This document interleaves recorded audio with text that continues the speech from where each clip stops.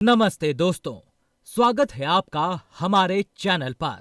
आज हम आपको बताएंगे कि आखिर क्यों माता सीता का श्री राम ने गर्भावस्था में त्याग किया था। सनातन धर्म के ग्रंथों में बताया गया है कि बुरे कर्मों का फल हमेशा बुरा ही मिलता है, चाहे वो इंसान हो या फिर ईश्वर। इसका एक उदाहरण माता सीता का है, जिसका जिक्र रामायण में किया गया है। रामायण कई भाषाओं में लिखी गई है और अलग अलग रामायण में कई तरह की दंत कथाएं मिलती हैं, जिनसे कई लोग परिचित नहीं हैं। रामायण के अनुसार माता सीता को एक तोते का श्राप मिला था, जिसकी वजह से उन्हें भगवान राम से अलग रहना पड़ा।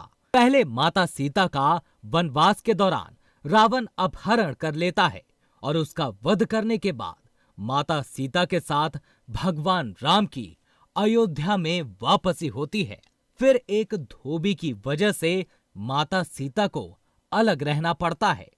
इससे हम सबके मन में सवाल उठता है कि राम तो भगवान हैं, फिर वो अपनी पत्नी से अलग क्यों रहे। चलिए जानते हैं इससे जुड़ी एक कहानी के बारे में। कथा के अनुसार माता सीता बाल्यावस्था में अपनी सहेलियों के साथ बगीचे में खेल रही थी। वहीं बगीचे में एक तोते का जोड़ा पेड़ पर बैठा था। तोते का जोड़ा भगवान राम और माता सीता के बारे में बातें कह रहा था। उनकी बातों को सुनकर माता सीता का ध्यान उन पर गया। तोता बोल रहा था कि अयोध्या के राजकुमार राम काफी प्रतापी राजा होंगे और उनसे माता सीता का विवाह होगा। सीता जी ये सुनकर अचंभित हुई और उन्हें और जानने की इच्छा हुई। तोते के मुख से भावी पति का नाम सुनकर माता सीता अचंभित हो गई। उन्हें अपने बारे में और जानने की इच्छा जागृत हुई, इसलिए उन्होंने अपनी सखियों से कहकर दोनों पक्षियों को पकड़ लिया। फिर उन दोनों को पुचकार कर पूछा कि भविष्य के बारे में इतना ज्ञान कहाँ से प्राप्त हुआ। तब पक्षियों ने बताया कि इससे पहले हम महर्षि वाल्मीकि के आश्रम में रहते थे, जहां हर रोज राम और सीता के जीवन के बारे में बताया जाता है। इसलिए उनको दोनों के बारे में हर चीज कंठस्थ याद हो गई है। सीता जी ने पक्षियों से कहा कि जिस जनक पुत्री सीता की तुम लोग बात कर रहे हो, वो मैं ही हूँ। मुझे मेरे और राम के बारे में और भी बातें जाननी है। तब नर तोते ने कहा कि हे सीता, आपका विवाह अयोध्या के राजा दशरथ के ज्येष्ठ पुत्र राम के साथ होगा और आपकी जोड़ी तीनों लोकों में सबसे अद्भुत होगी।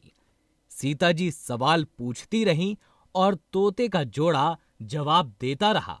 सीता जी ने कहा कि जब तक मेरा विवाह नहीं हो जाता, तुम दोनों मेरे साथ राजमहल में रहोगे और तुम्हें वहां सारी सुख सुविधाएं मिलेंगी। सीता जी की बात सुनकर तोते का जोड़ा घबरा गया। तब नर तोते ने कहा, हे जनक पुत्री, हम गगन के पक्षी हैं, इसलिए पिंजरे में बंद रहकर हम जीवित नहीं रह पाएंगे, इसलिए हमें आजाद कर दीजिए। तोते ने इसके लिए बहुत याचना की। तब सीता जी ने नर तोते को छोड़ दिया, लेकिन मादा तोते को नहीं छोड़ा और कहा कि ये मेरे साथ रहेगी। नर तोते ने कहा कि मेरी पत्नी गर्भवती है, इसीलिए ऐसे समय पर उसे जाने दें। हम दोनों एक दूसरे का वियोग सहन नहीं कर सकते, इसलिए आप मेरी पत्नी को जाने दें। लेकिन सीता जी ने उसकी एक ना सुनी। इस पर मादा तोता को बहुत गुस्सा आया और उन्होंने श्राप दिया कि जिस तरह तुमने गर्भावस्था में मेरे पति से मुझे अलग कर दिया है, वैसे ही गर्भावस्था के दौरान तुम्हें भी पति का वियोग सहना पड़ेगा। इतना कहते ही मादा तोते ने अपने प्राण त्याग दिए। मादा तोता के प्राण त्यागने के कुछ समय बाद नर तोता का पत्नी के वियोग में प्राण चले गए। इससे माता सीता को बहुत दुख हुआ, लेकिन तब तक बहुत देर हो चुकी थी।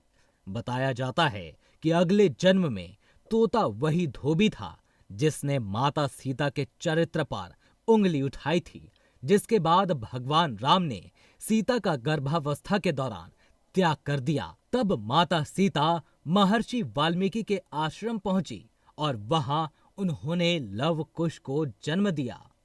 इस रूपांतरण युग में हमें माता सीता की ये कथा याद दिलाती है कि बुरे कर्मों का फल हमेशा बुरा ही होता है, चाहे वो ईश्वर के साथ हो या हमारे अपने जीवन में। हमें अपने कर्मों को ध्यान में रखना चाहिए और सद्भावना और सच्चाई के मार्ग पर चलना चाहिए। तो ये थी माता सीता के विवाह से जुड़ी कहानी। अगर आपको ये वीडियो पसंद आया हो तो इसे लाइक करें, कमेंट में अपनी राय दें और हमारे चैनल को सब्सक्राइब करना ना भूलें। हम जल्द ही आपके लिए एक नया वीडियो लेकर आएंगे। धन्यवाद।